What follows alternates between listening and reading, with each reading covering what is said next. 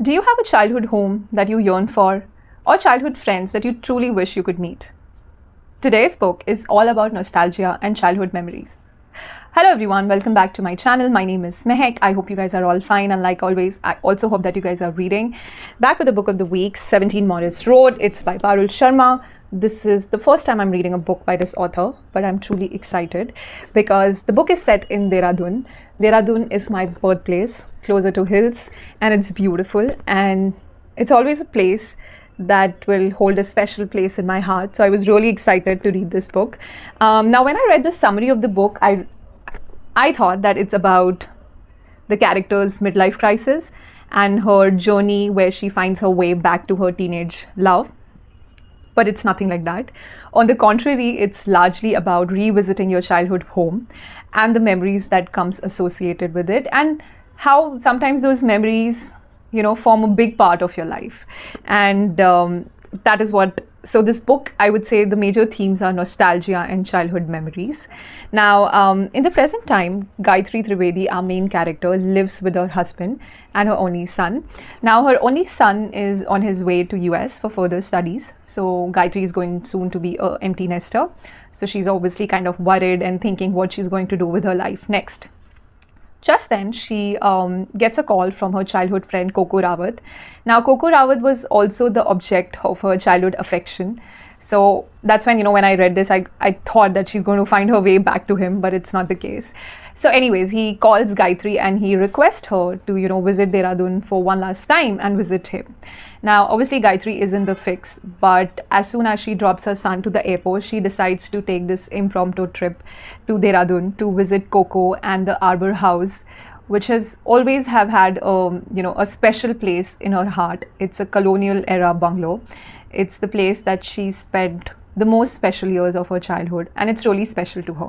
So she decides to go back in time. Now, obviously, Dehradun has changed, and so has the Arbour House. So when Gayatri takes this journey to Dehradun, the author takes us in the flashback when Gayatri was only 15, and she and her family moves to Arbour House. So the flashback story is set in Dehradun during the 80s, when life was a lot simpler and Dehradun was a lot more beautiful and simple. So the flashback story is set in the 80s. So we see Gayatri and her family moving to the Arbour House.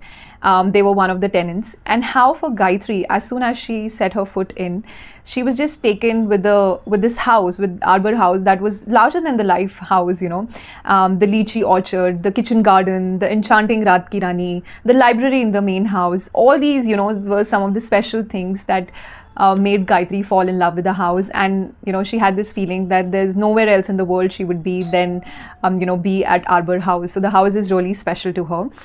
Now, as their journey progresses in the Arbour House, we meet many characters, who stay in Arbour House. So the family that lives in the main house and the neighbours who live around the Arbour House. Now, all these people play a role in Gayatri's life in all those special years that she, spends in Arbour House. We learn about, in the flashbacks, about the special friendship that Gayatri forms with people that live in and around the house. We also read about her first meeting with Koko Rawat, how they bumped into each other in the library, and how since then she carries a silent affection for Koko. We learn about the birthday parties that the families organized then, the treks that she took with her friends, how she prepared for her 10th board exams, the school farewells, and just the whole bond that she shared during that time with her family, with her sister, and mainly with the people in and around the Arbour House, and how those relationships played a major role and changed her life. Later on, we see that the rosy childhood of Gayatri comes to an end when the tragedy hits the Trivedi family and the Arbour House, and everyone has to just go their separate ways, and basically the childhood ends for everyone. Now, cut to the present time, when the clouds of nostalgia drifts apart and Gayatri has finally reached Dehradun, and she's once again standing at the Arbour House. She realizes that how much Dehradun and Arbour House has changed. But at this time, she is presented with an opportunity which, the 15-year-old Gayatri would have absolutely loved. But I think at that time, Gayatri has to make a decision if this is what she truly wants, if she really wants to be stuck in the past, or she wants to, go ahead and do something with her life, something that she's always wanted to do. And in fact, during this time, the author also mentions about Landor, how Gayatri ends up taking a trip to the hills, Landor, and which basically helps to clear her mind and decide what she wants to do next. This is what is the major plot in the story. What I loved about the author, Parul, and her writing is, these words, these instances that she's used in the book, which reminded me of my childhood. So, she has spoken about bal mithai, which is a common treat that North Indians would know. She has spoken about Sony discmen, iron rod, which people used to use to heat their water back in the days. And I truly remember that, how much, we used to be scared of those iron rods, that, we'll be getting a shock using them while taking bath. And, the birthday parties. So I mentioned that the author talks about, these birthday parties that Gayatri and her family organized for their friends. And those essentially show the simple and joyful times we lived back then. How simple the birthday parties were, it was just gold spot and home cooked food, and your father coming up with these, exciting and crazy games, and how the whole family got together. So I think these certain elements, and the lychee orchard. So, when I read about lychee orchard, I couldn't help but be reminded of the many stories that my parents have shared, because they're born and brought up in Dehradun, and they had their own lychee orchard. And in spite of having their own lychee orchard, they used to, steal lychees from their neighbor's orchard.